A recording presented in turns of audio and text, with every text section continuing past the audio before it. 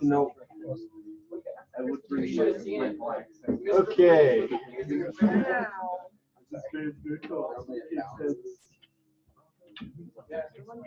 What are you doing? What are you dressing up as Thursday? Nothing. All right. Who was it? Did the same thing happen to us just the other day? Yeah. Oh, God. But then we have like earbuds connected, and that was why. Well, just the audio wasn't working on our end. All right, come on, Pete. He's a lighting man, not a sound man. You could eat that. Yeah, the hiding the face right there. Petey, come back. You can look at all of the software. You can eat anything. I was trying to find your Petey. I keep thinking about your role. It's in my That was a great show. You have two backpacks to keep my hand. That was fun. Because my dad bought me another One of bag. the most like public Yeah, because they couldn't.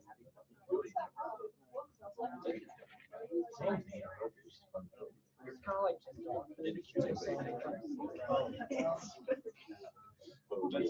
Oh yeah, we all know what. They finally took that building. Really sorry.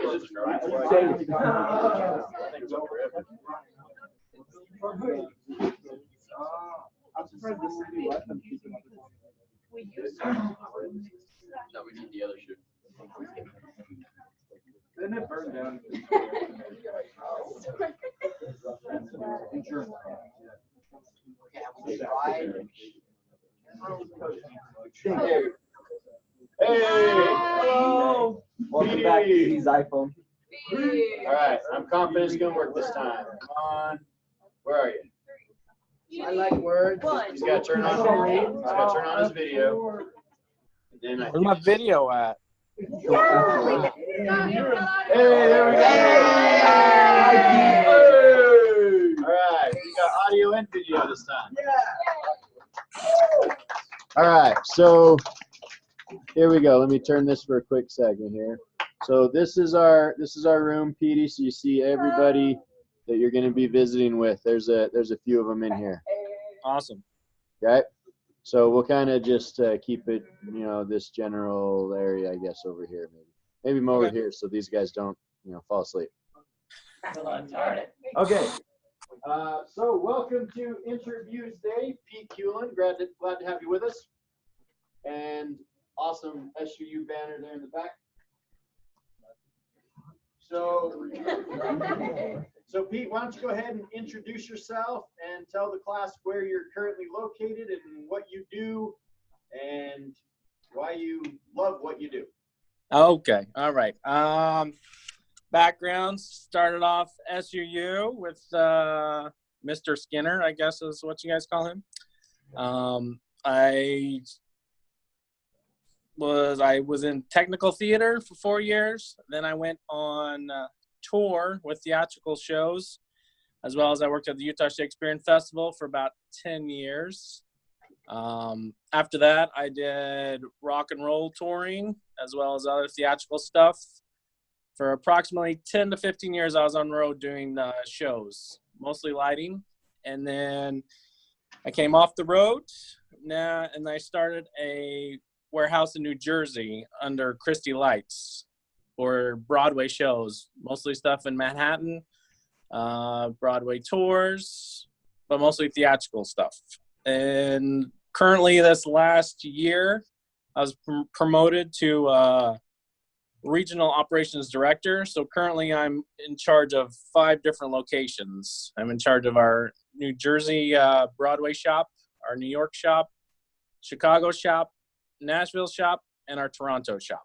And I'm in charge of making sure all of our process and procedures are met. All of our lighting equipment goes out to our standards to keep all of our clients happy. And we do, Christy Lights is the largest North American company that does lighting only. So we just focus on lighting equipment, and we do tours, shows, corporate stuff, all kind of stuff with lighting. So that's sort of my background. And I've seen on Facebook that Mr. Skinner does some DJing now. He probably got some of those skills from me because back in college, he would hang out with me while I DJ'd, and he would do his dance floor moves. But seems like he's behind the, I guess, computer now, huh? Not even the turntables. I still use the turntables. Nice. So there you go. Yeah, I think that's sort of my background. I don't know. What do you guys have? Questions? Anything? We do. We'll let them get to some of their stuff here, but I know probably the touring stuff is going to be pretty interesting to them. So tell us about some of the tours that you were able to work. Okay. Let's see. Some of the big tours that you guys might know about: Trans-Siberian Orchestra, Kiss, Motley Crue, Metallica, Alice in Chains. Let's see who else. The Lumineers, did the first tour with them when they were fresh out of the, fresh on their first album. Did their tour. Let's see, what else did I do? I got to look around in my office and see. I mean, see if I can flip this. I don't know. I might lose you guys. Is there a flippy thing? Here, I'll just do this. So here's some laminates from my Kiss tours. Some Three Doors Down, Nickelback, Alice in Chains, things like that.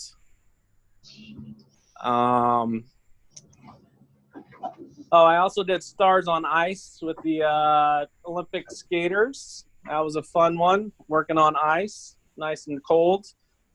I was fortunate enough to go watch football with a couple of these guys at Fox Sports on a Sunday, so that was fun. That was actually on the Lumineers tour.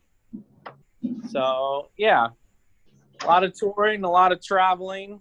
I think the largest tour that I did would have been the Metallica tour, and we had 55 semis worth of equipment on that tour. And it took us 24 hours to put it all up. So, and then the smallest tour would have probably been like Alice in Chains. I think we had one semi truck worth of gear. We did a lot of theaters, smaller things like that. What goes into 55 semis? A lot. Yeah, like a lot. So that tour, That's where trying to they think. saw the pyrotechnics. What's that? you're saying, did you guys have pyrotechnics for that stuff too? Oh, yeah. The 55 trucks was the pyro, the video, the sound, the lighting, the stage, everything. And the stage was the size of an arena floor. We took up the whole arena floor. There was only seating in the seats. So it was a huge stage. It was all video panels on the stage with pyro underneath it. We set up underneath the stage. There was a whole little world of people underneath the stage running stuff. It was pretty cool. So there's a lot that happens behind the scenes that nobody sees, for sure.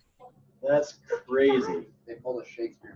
Did you also do? I'm trying to remember. Didn't you do like some kids show tour or some sort? Yes. Okay, we'll talk about that. Oh no. No. Actually did Go Diego Go. Yeah. Thomas the Tank Engine. Woo! That one as well. Oh boy, got some fans there, huh? Oh yeah. So. That was like a good show. Shape of- I was more go Diego. Yeah. So how does a show like Go Diego Go compared to Metallica? How does that work with your skill set and all that? Well, it's more of the size of the shows. So even Go Diego Go, that was a smaller size show, but you had to have a good work skill, a good mindset, because they wanted to put the same show into smaller theaters, different shaped theaters, arenas. So you had to be able to walk into a building and know what you could tweak and change to make the same show go in a theater or to an arena. Because, of course, everybody that's coming to see the show wants to see the same show every stop we go. So that's the big key, and that's where your skill set comes into play.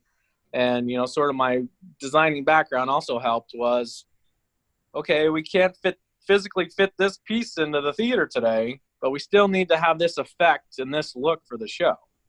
So sometimes these smaller shows that are 1 truck, 2 trucks are a lot more difficult than the 55 truck shows, because they want to put them into different, like I said, arenas, theaters, things like that. When we go in with 20 trucks, we know we're going into an arena.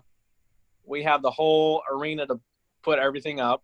Basically, we're walking into a clean slate. That's the same everywhere we go, because we would go into hockey arenas or NBA-sized arenas. So all of them are exactly the same.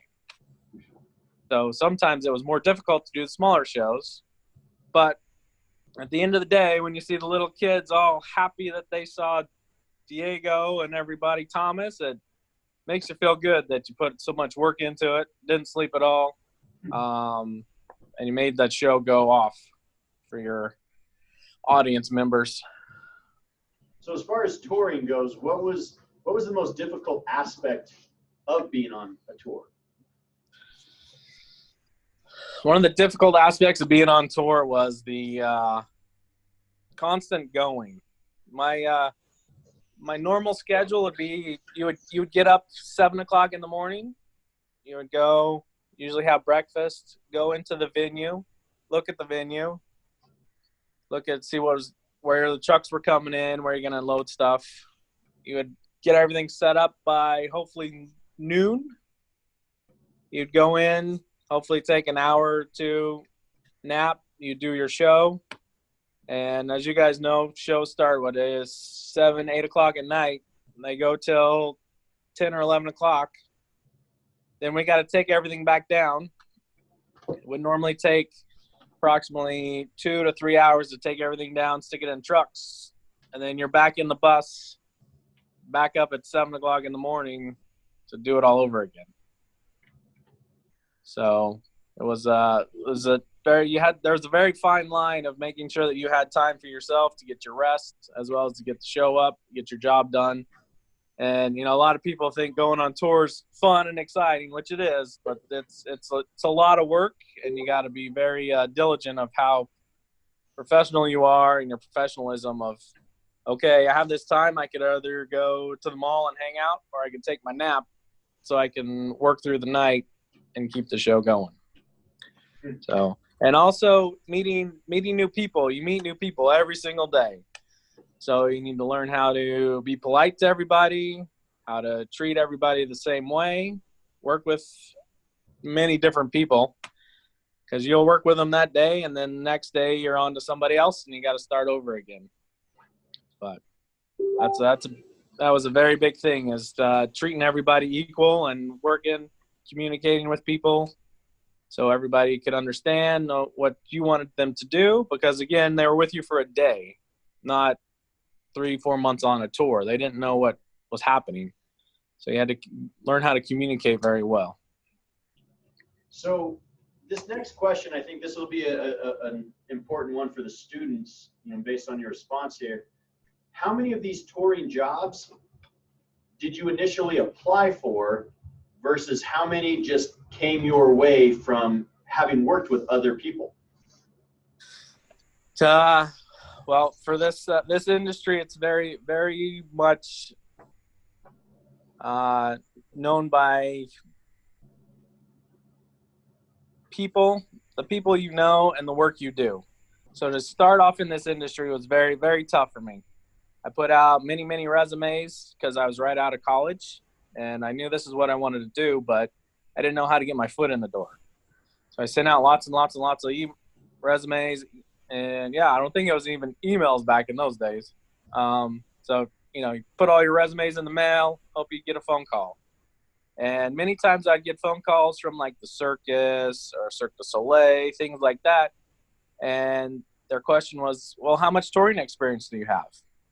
And I would say none. So they're like, all right, well, we're looking for somebody with touring experience, which was really tough because how do you get touring experience if nobody gives you a chance? So eventually a company gave me the chance. And from there, I took it upon myself to be a hard worker and get known in the industry. And then jobs started to come in and people started to know your name and how well you work and how you work with people and your work skills. And then it sort of just flows from there and more people know you, and then jobs start coming your way. It's still very, very tough to get a job because there's not many jobs and there's a lot of people that have lots of skills. And again, there's not really a geographical limit to it, because when you tour, you could be up for the same job as somebody in New York or somebody in California or Chicago, but it's all the same job. So, but if you work hard and people start to know your name and know your work skills and how you do, the job started to come flowing for me. Awesome. Good lesson. So talk to us a little bit now about your new position, your current position where you're at. How did that one come about? How did you get hooked up with this company?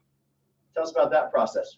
Okay, Christy Lights has been in business for about 20 years. They're one of the companies that I started off as a touring technician. So I was actually out on a theatrical tour, and one of the reps saw how well I worked for that company, and he had 3 Doors Down tour come up. And he said, hey, I need somebody. Are you available?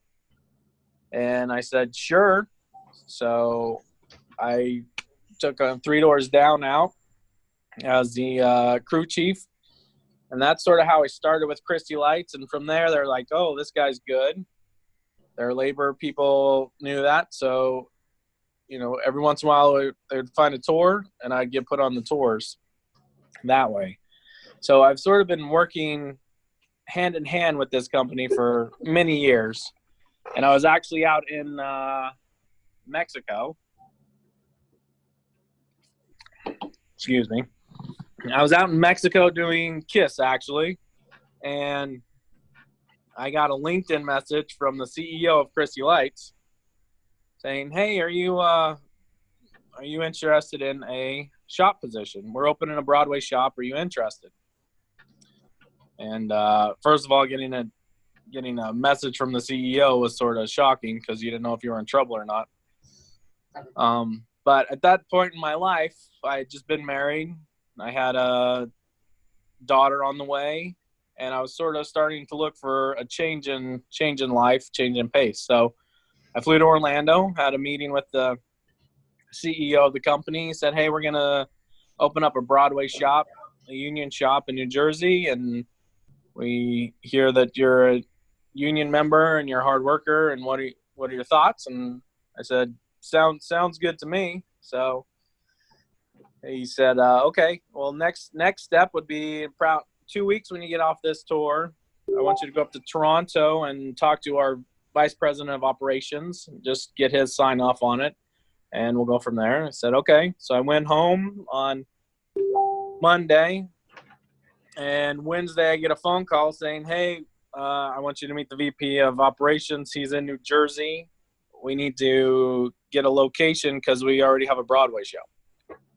So Thursday we opened up the warehouse with a trash can, a folding table, and we sort of went from there. So I started this warehouse from ground up, worked on it, and again, hard work brought me to this position as the regional operations director in this company as well. So again, back to hard work. Say that again? Are you living in New Jersey? Yeah, I'm living in New Jersey. I have a house in New Jersey. Awesome. Yeah. I think actually this summer, I met one of your employees. I was at a conference in Bowling Green, and I met a guy that said that he worked in New Jersey at Christy Lighting. So Oh yeah. I can't remember his name. I'll have to see if I can find it though. But Yeah. cool. Definitely. Yeah. So that's live in Jersey, and like I said, now I do a lot more traveling again because I'm over the eastern shops, but I'm located in New Jersey. And the size of the other shops, are they similar? Like the warehouses and stuff, are they all kind of similar? Yeah, I've got a couple smaller ones. I'm trying to think how to explain them. This one might be the size, maybe like 2 gymnasiums, and then the other ones we have like 20 truck doors to, so we can fit a lot of gear into them. And then again, right now my position is to make sure the gear comes into our shop from whatever tour rental it's on. It gets cleaned. We test it all, make sure everything is up to our standards for our clients, and then we ship it right back out. So, yeah. That's pretty wild. All right, let's open it up to some questions for the class. Landon. Hello. You're still not in it. I'm still not in. There you go. Hey. Hello. Okay, so my question is, what's the worst mishap you've had happen during like a show or a tour? Oh boy. Okay, so this is a fun one. We were I was actually doing West Side Story. I don't know if you guys know that show or not. I was doing that show in Japan, and we had a star drop. That came in and out, and I was sort of being lazy, and instead of putting the cable up high out of the way, I would just go back upstage and watch the cable go up and down so nobody would get caught on it. And then there was one day that I was back there, and this is an automated system. So the flies, you hit a button and the batten goes up, hit a button, the batten comes down. There's no pulling the ropes. So I was back there watching this cable, and of course the dancer that I liked walked by. So I didn't pay attention as the star drop went out, and the cable wrapped around my foot, and it started to pull me up in the air. So I was sort of getting hung by a cable in front of a dancer that I sort of thought was cute. So I'd say that was probably the worst one on a show. On tour, there was one night we were sleeping on a sleeper bus. You guys might have seen sleeper buses go through. Anyways, it's a big bus with bunks in it. And it was early in the morning. We were all sleeping. And all of a sudden, we hit the rumble strips. And we hear our bus driver, "What the heck?" And we're like, he pulls over in the middle of the night. And we get out and was like, "What happened?" And the windshield was shattered all over the front lounge. This windshield was just shattered. And we're trying to figure out what happened. And they said a turkey flew through the window. We're like, "What?" and so we look in the front. Sure enough, there was a turkey that flew up and came right through the windshield and landed in his lap. So Hey, on the bright side, you got free turkey. we did, but Hey, it's dinner. But it was sort of scary, You're sleeping, and all of a sudden you pull over, and all of a sudden the turkey is through the windshield. So of course they had to take the driver to the hospital, make sure he was okay. And one of our crew members actually had a CDL license, so he drove the bus to the next exit without a windshield. So he had his sunglasses on, driving this bus. And of course the state troopers pulled us over, and they're like, "What are you guys doing? Where's your windshield?" "Well, a turkey just flew through it." Like, what do you want from us? So Just imagine pulling a bus over and they just say, "A turkey flew through my front windshield." yeah. What? That was Who else had their hand up for another question? Braxton. What is your favorite tour you ever done? My favorite tour. You guys, I always get this question, and I always Nickelback was a really good tour because they took care of the crew. We did a lot of long hours, but every once in a while they would do a spa day for the crew. So like lunchtime they would bring in people to cut our hair, to give us massages, all this kind of stuff. So that was pretty cool. And the guys were fun.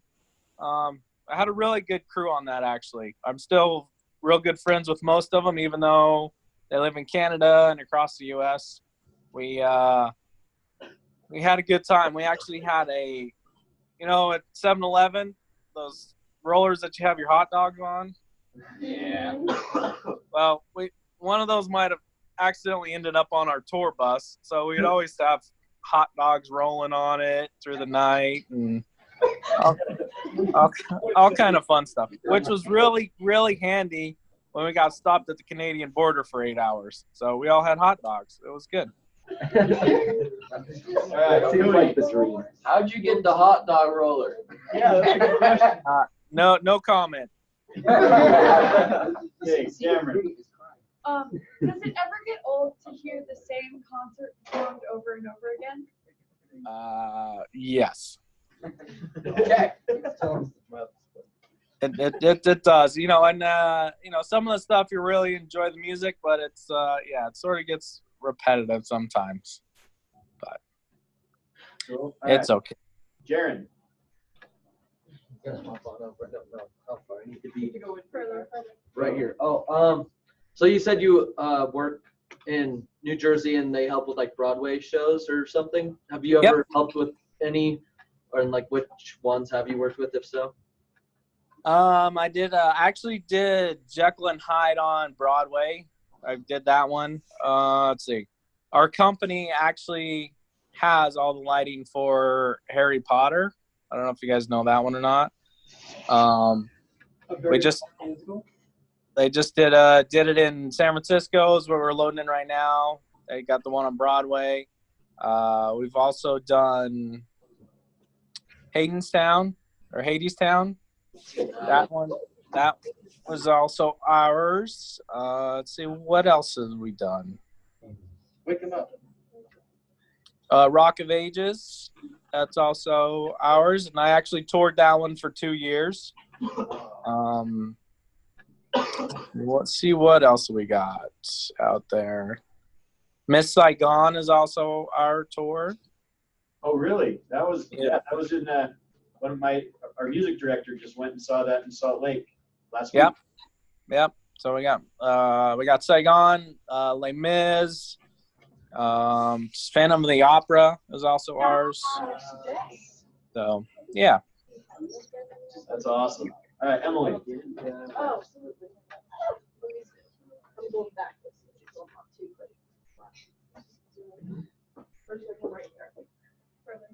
Yeah, I know. Okay. What's the question? Oh yeah. If you could tour with any Broadway show or band, what would it be? Well, my favorite Broadway show that I toured with was Aida. That was my favorite Broadway show. Let's see. Rock and roll.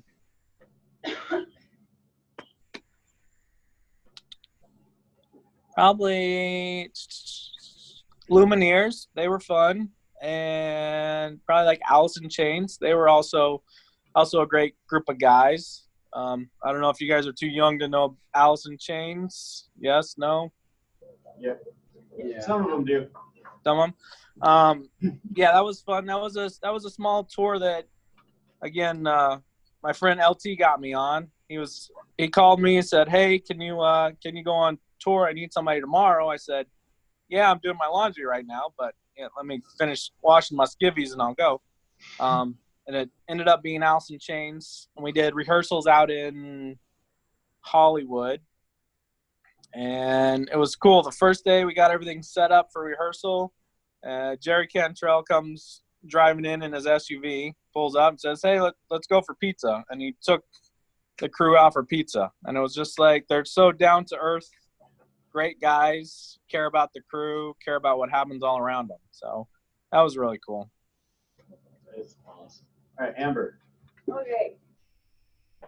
So you talked about people being like under a stage. Have you ever been one of the light gremlins? And if so, how compact was it? Yes, actually the Metallica one. The stage was 3 feet off of the ground. So 3 feet off of the ground was the stage. Underneath the stage, we had cable and hoses and flamethrowers for pyro. We had a whole bunch of video underneath there. We had audio. Most of the guys use those little mechanic carts that you use to roll underneath your car. We would lay on those so we could get around underneath that stage. So that was the smallest one. Wow. All right, Ashley. So in your opinion, which show or tour was just an absolute nightmare to be in? A nightmare to be in.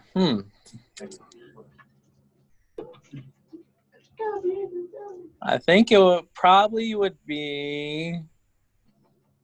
I did a theatrical tour of Crazy for You, and it was just a very low budget production, I'll call it. So they wanted us to go into lots of small theaters, not much time and not much budget for the equipment. So the equipment wasn't the best. It was just a struggle every single day. I think that would have been the worst one. Sorry. Hello. Did you borrow anything else besides the hot dog roller from 7-Eleven? Borrow. Yeah, borrow. Just think about this. I do. That was a while ago. Hot dog roller. Not that I can think of. Let me keep thinking. All right, Jordan. Sorry. Where? It's there. It's over. I was trying to figure out where it was. What's your favorite thing about the job you're working in now, and what's one thing that you really miss from doing tours? The one thing I really miss from doing tours is standing back at the end of the day when the show's going on, being like, wow, we just put all that stuff up in 4 hours and everybody's enjoying it. It was a really proud feeling to feel that you were able to get all that stuff up in the little amount of time and everybody was enjoying it. So I think that was, that was one of the proud moments.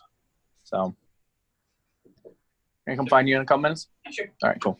What was your other question? Sorry, I forgot already. What's your favorite thing about the job you're doing now? The favorite thing about the job I'm doing right now is I get to go home to my girls every night. As silly as that sounds. That's a great answer. That's an adorable answer. All right, Shady. What's the craziest tour you've ever been on? Crazy.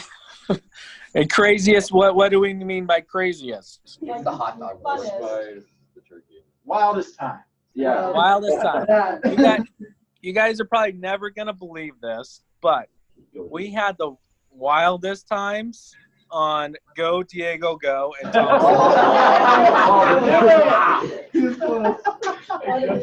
and the reason was we were done at 5 o'clock every night because the kids shows are done early. I called it. Makes sense. So we had lots of time off at night. Yeah. That's awesome. All right, Landon. So you're talking about how you only had 3 feet underneath this Metallica stage. and they were getting around on mechanic carts. Yep.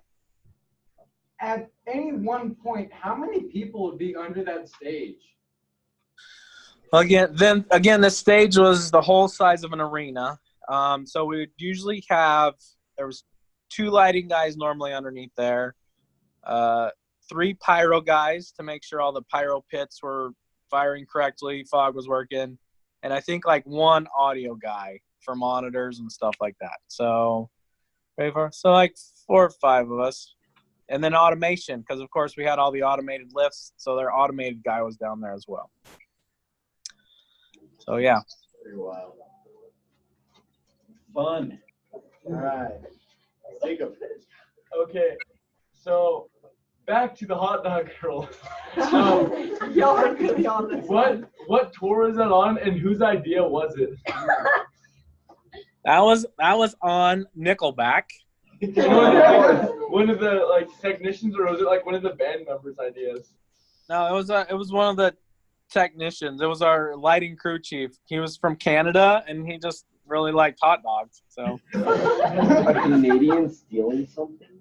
No, borrowing it. Borrow. yeah, it. we borrowed it.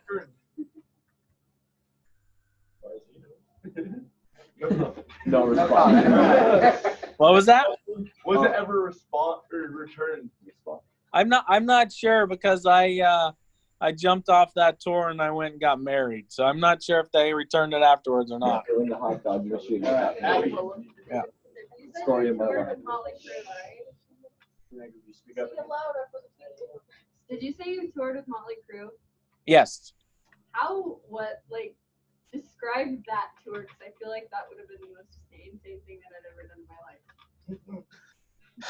Well, the time that I toured with Motley Crue and Kiss and all these crazy ones that everybody hears about is it was later in their years. I toured with them just before their farewell tour. So it wasn't as crazy as it used to be because everybody's grown up and more professional, I guess you would call it. So most of the time we really didn't even see the band members. They would come off their bus or off the plane right to the stage, do the show, and then they would be gone again for those type of things. So I know that's disappointing, but All right. Cass. What courses did you take in college that you feel like have been most helpful to your career that you're in now? my period that I'm in now, math, of course. All my theater classes I use all the time, or stage construction, lighting, things like that. I think those are good everyday skills that you need. Also, like woodworking, I use that a lot. English, that's always good, especially when you get in the position I am. You need to be able to write emails properly, communicate with people, which might be changing with you guys. But again, communication is a huge thing. You need to know how to communicate with people and let them know what you're thinking and express what you're trying to get to them, so the job can get done, and things like that. Okay, Ashley. Okay. One more step over. Is there any props or equipment that you borrowed after the show's over? It's trouble asking these questions. Oh. No, I don't know. We haven't borrowed any props or equipment, no, because most of this stuff is inventoried very well. So. Excellent. Any more questions, Emily? Okay. So when you were in college and preparing to become this technician, was there a specific field? I'm assuming you didn't. Did you want to go on tours? Is that what your ideal goal was, or did you want to become at the position that you're in now? Well, my goal in college was to be a lighting technician, lighting designer for theater was my main goal. And then I also helped with a couple tours in the college. You know, loaded. We had, I think, 2 or 3 concerts a year that we would go and help load in. And when we did that, I enjoyed that. I enjoyed that kind of event. So that's why I sort of was veering towards touring and wanting to tour. But yeah, I definitely went to college for more of a technical lighting designer aspect. And that's another thing. Designers, that's a very difficult field to get in. It's very sought out. A lot of education is needed for those positions, a lot of creativity, and there's a lot less of them. But I was always wanting to be a technician, being in, working, and doing things. And then it's just sort of grown into this kind of more admin position that I'm in now. Awesome. All right, got time for 2 more questions here. So Cass and then Cameron. All right, so you've been working with lighting kind of with the turn of the new lighting equipment, like, you know, there's a lot more new equipment now than there was before. How do you feel like that affects like the ability to be able to get into the industry? This, like you said, this industry is changing daily, so it's important to keep up with technology. Very big, because when I started, you know, we just plugged one DMX cable in to a light and power and went from there. Now these Broadway shows that are going out, they have a whole guy that just does networking. There's a whole complete network inside a lighting rig, just like you would network your school computers and things like that, that they can look at all the fixtures and see what's happening with any of them, seeing what's going wrong, and feedback, all kind of stuff with the fixtures and the consoles. And now that they put video with everything, it's very technically advanced with networking and technology for sure. And I don't think it's slowing down at all with the use of LEDs or anything like that. So. Cool. Thank you. So, are you satisfied with your job now, or do you plan on continuing further into the world of lighting and getting into the technician world? Am I satisfied? That's a difficult question. I'm happy being able to be home with my family. I'm also happy that I'm able to travel a little bit to work with other shops and locations. I feel as my daughters grow up and they decide to do more school plays and things like that, I will be able to go back into the technician side of things and help with them that way. So I think I'll be able to fulfill that bug that way through helping with school plays and performances and things like that. Can you imagine if we had Pete as a parent at our school? I'd love to have his help on a show. That's a theater teacher's dream.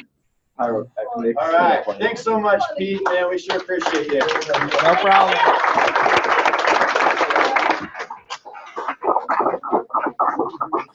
Feel free to reach out if you guys have any more questions or anything. Okay, I'll make sure I get them your contact info and stuff, and they can hit you up with more questions, especially for some of our technicians. So, thank you so much for joining us. We sure appreciate it. Sounds good. Good to see you, man. You too.